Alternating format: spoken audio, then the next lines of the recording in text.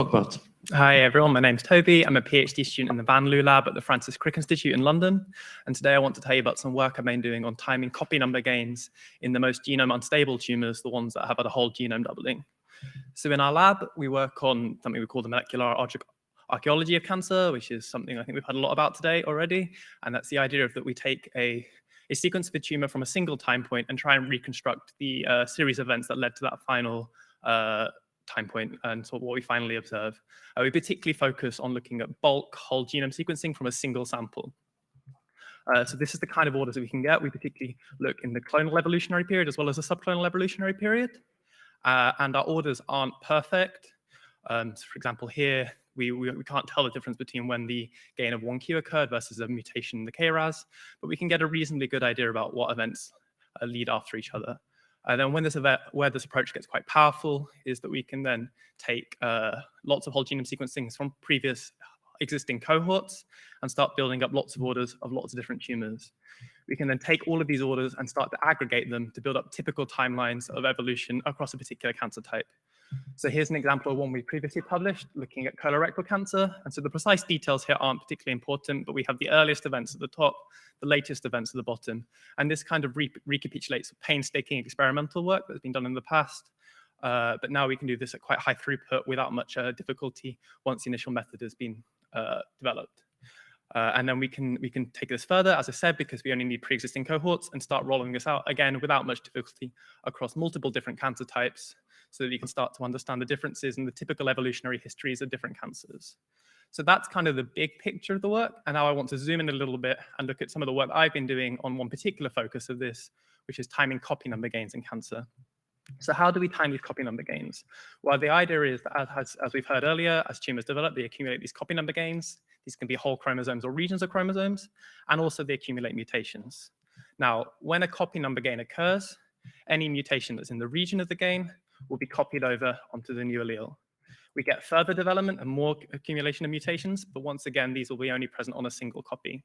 And this, we'll say, is the final thing that we observe. Now, if we make the infinite sites assumption, which you've heard about earlier, we know that the only way that, because the genome is so massive, we assume that each base pair can be mutated at most once, then the only way that you could end up with a mutation on 2 copies is if it happened before the copy number gain. And we can use this principle to time the copy number gains relative to the accumulation of mutations. If the gain happened early, there'll be very few on 2 copies because there's very little time for it to build up, and many more on a single copy. And conversely, if it happened late, much more will be on 2 copies. We can take this approach a little bit further and think about it quantitatively by considering the ratio of mutations on 2 copies to 1 copy. And that allows us to build up something called mutation time, which this ranges between 0 and 1. And if we only consider clonal copy number gains, so the very earliest ones and only clonal SNVs, then this mutational time has reasonably well-defined properties, where 0 is conception and 1 is the emergence of the most recent common ancestor of all the cells that we had in our biopsy. Mutational time is not linear. Typically, as a tumor develops, its mutation rate increases. So equal intervals in mutation time will get smaller and smaller in real time as the tumor develops. But the nice thing about it is it still preserves order. So we can still build up these ordering relationships. And so this approach works very well for simple copy number gains. Maybe we've gained 1 or 2 additional copies of one particular parental allele. But where it starts to fall down, and this is what I'll go on to later, and this is what I've been working on, is when we have multiple copies, more complex copy number states, where maybe there's 4 or 5 different copies of one parental allele. And as you can see in the slide, this is particularly common in whole genome duplicated tumors, which seem to be more predominant in late-stage tumors, including metastases.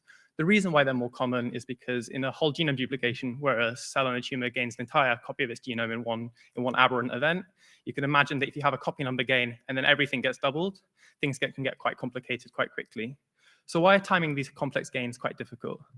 Well, the first thing is there are many different routes you can use to arrive at the final aberrant state. So for example, I'm going to think about a 3+2 copy number state. We have 3 copies of one parental allele and 2 copies of the other. One way this could occur is if you have a gain before a whole genome duplication and then a loss. And so this gives you 3 copies and 2 copies. Alternatively, the whole genome duplication could occur first, so we double everything up, and then you have a single gain. Now, this bottom route, the one where the gain occurs after the whole genome duplication, only involves 2 events, and whereas the one on the top involves 3. So typically what you'd say is that the bottom one was the most parsimonious, it had 2 events, the fewest number of events, therefore that's the one we were going to assume occurred. But we weren't necessarily that happy with this because this top route, for example, only has one additional event, but it has quite different implications for cancer evolution. The precise gain that just targets this one chromosome region or chromosome precisely is the gain that is much earlier in this case than in this case, and it only involves one extra event. So we wanted to see if we could distinguish between them. But there was another problem, which is that I've sort of outlined here 2 potential routes that could lead to this final state, but we weren't even sure if this was all of them. And so we had to sort of think about a different way to try and work out how we can work out first, how many different ways could you end up with these complex states? And what we realized was that we were thinking about them kind of wrong, and we needed to come up with a better representation. So what we realized is that if we thought about them in terms of this binary tree representation, that allowed us to enumerate them more quickly. So just to quickly go over how these things work, we have 2 trees, one for each allele, and they represent the series of events that had led to the final state. So for this orange parental allele, we have a gain here, which is represented by this blue node, followed by a whole genome duplication, which gains both of these 2, and these end up with these 4 final alleles, of which one of them is lost. Similarly, for the other parental allele, we just have a whole genome duplication here. And we can do this for every possible state. And these things are quite mathematically tractable, so we can use established algorithms just to try and enumerate all of them. So for example, here, these are all the 16 routes that could lead to a 4+2 copy number state, assuming at most one whole genome duplication. If we zoom out a little bit and think about all the complex copy number states, we can see it rises roughly exponentially with the complexity of the copy number, with 8 different routes, for example, a 3+2 copy number state, and going into the thousands when you have sort of 8 or 9 parental alleles. We can then use these tree representations to outline the principles I did earlier and think about how to time gains. So for example, if we consider this node, we know that any mutation that occurs here will eventually get propagated down onto 4 alleles. And so the number of SNVs that are on 4 copies are proportional to the timing of the first gain. Similarly, if we look at these nodes, these are the whole genome duplication nodes. Any mutations here will eventually end up on 2 copies each. And so the number of mutations on 2 copies is proportional to the timing of the whole genome duplication. And so to summarize how the method works, we take a whole bulk whole genome sequence of a tumor, we get its copy number, we call the SNVs, and then for each complex region, we enumerate all the possible trees. We build these constraint matrices that allow us to encode the relationship between the number of copies each SNV is on and the timing of the gain. And then because we don't actually know how many copies each mutation is on, we just have the read counts. We build a probabilistic framework to sort of look at the read counts and infer probabilities of each route and conditional gain timings on that route. I should say as well that the method is particularly well suited to whole genome duplicated tumors because we can leverage this idea that a whole genome duplication occurs at the same time in mutational time across the tumor, and so that we can use that as a constraint for better inference. The method is called GRITIC, and it stands for Gain Route Identification and Timing in Cancer. So what I want to do in the sort of last part of my talk is just look at some of the results we have from some of these methods. So I took the PCOG and Hartwig cohorts. These are large whole genome sequence cohorts of primary and metastatic cancers across different cancer types. And I took the whole genome duplicated tumors, in which we had about 2,600, and we timed roughly about 85,000 clonally gained regions. And what we found generally, we wanted to test this parsimony assumption that we talked about before. I found that we had a reasonably good idea that in about 70% of these gained regions, the most parsimonious explanation, the one with the fewest number of events, was the one that occurred. But that meant in the 30% of the cases, so reasonably quite frequently, the most likely route, the one that we were reasonably certain occurred, happened in 1, 2, or even 3 additional events. We also found that non-parsimony was biologically meaningful. So we had a look at kidney clear cell tumors. And in this cancer type, it's very well established in the field that gains on chromosome 5q are very, very early. They're initiating events in this cancer. They happen in maybe even decades before diagnosis. And in copy number states where non-parsimony would make the gains earlier, we found they were disproportionately non-parsimonious on chromosome 5 compared to elsewhere in the genome. Conversely, in copy number states where non-parsimony would mean the gains were later, we didn't see this effect. We then took our method and we wanted to try and have a look at the understanding of how gains evolve in general in these unstable whole genome duplicated tumors. And so here I have an example of the gain timing for a particular liver metastasis. The whole genome duplication we estimated occurred at about 0.7 in mutation time, and each of these boxes represent our best timing estimate of these individual gains across the genome. And what we can see is they're all kind of appear to occur in one sort of synchronous burst, one punctuated burst of instability. And this is something that we found was actually quite common in these whole genome duplicated tumors. It's already been observed in the past that this mode of punctuated evolution, where lots of copy number gains across different parts of the genome occur in sort of one heightened period of instability, was quite common. But now that we can see that even in the most chromosomally unstable tumors, it also appears to be a mode of evolution. And then the last thing we wanted to look at was, now we're able to time these gains in the whole genome duplicated tumors, we wanted to see about how a whole genome duplication affects the gain landscape, how it affects which parts of the region the genome are gained. So to start with, we went for a quick sanity check, and we went back to these clear cell renal cell carcinomas and sort of built up these pan-genome pre and post gain landscapes. And once again, we can see that clearly this is very, very early gain on 5q in clear cell renal cell carcinomas. But zooming out a bit now, because we have this large cohort with lots of different cancer types, we can look at this as sort of an aggregate level. And so each dot here represents a chromosome arm in a different cancer type. And we plotted the rate that we were gained pre-whole genome duplication versus post-whole genome duplication.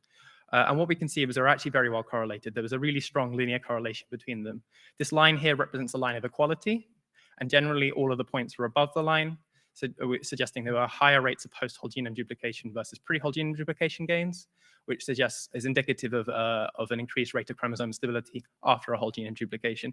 But generally, everything seemed to follow the trend. If you contrast this to copy number losses, on the other hand, and I should say because losses are slightly more difficult to time, we still have to have a weak assumption of parsimony here. We see a similar trend for most of the chromosome arms, where there's a linear correlation above the line. However, there's some clear outliers here, which predominantly seem to be on 17p, related likely to the inactivation of TP53. And so what we can say is that in contrast to losses, it seems that a whole genome duplication has a minimal impact on the selection of gains.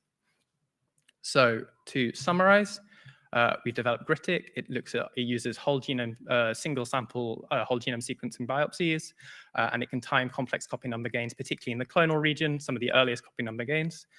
When we used this across a large pan-cancer cohort, we found that non-parsimony appeared to be frequent in cancer copy number evolution, and that the genome instability, genome duplication increases instability, but has a minimal impact on the gain landscape. And with that, I'd like to thank all the members of my lab, particularly Peter, my supervisor, and then Maxime, Sichi, and Tom, who contributed a lot to this analysis. And happy to take any questions.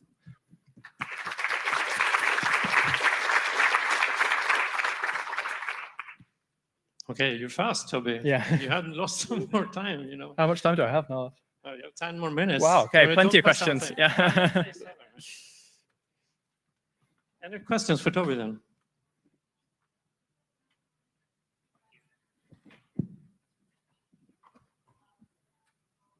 Thanks. That's a great talk.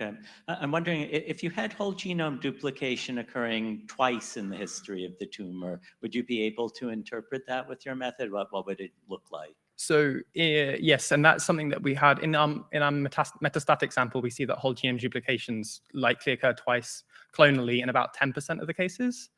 It's not implemented at the moment because the inference is like slightly more tricky to be able to time both of them because of the complex copy number states. So we can't do that, but in principle, this framework would support that.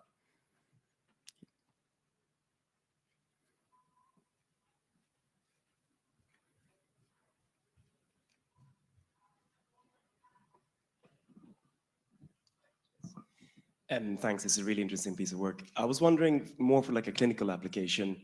You said the whole genome sequencing. Have you looked at low pass whole sequencing? So low coverage whole genome sequencing, which Yeah, would be more it wouldn't work for that, I'm afraid, work. because we wouldn't be able to assign the number of copies of each mutation with any degree of accuracy. We typically need at least sort of 30x to be able to do that with any degree of accuracy. Cheers, thanks.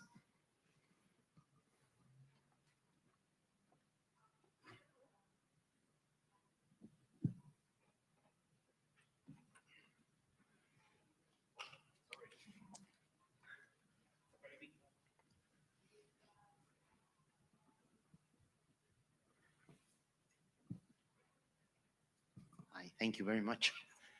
Would you think that it's possible to use this for other type of processes in which like whole genome duplications or big aneuploidies occurs? Like I'm thinking, I don't know, doubling in plants, they have doubled the genome many times. And Yeah, so good. Let me think about that for a second. So you have 10 minutes.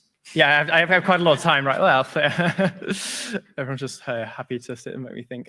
So if you double the genome of a plant, yes, but I think over the timescales involved in that case, there may be some more overwriting of, or you need a very good reference genome. Exactly. So Yeah. my point here is how much scramble the genome can be for your method to work.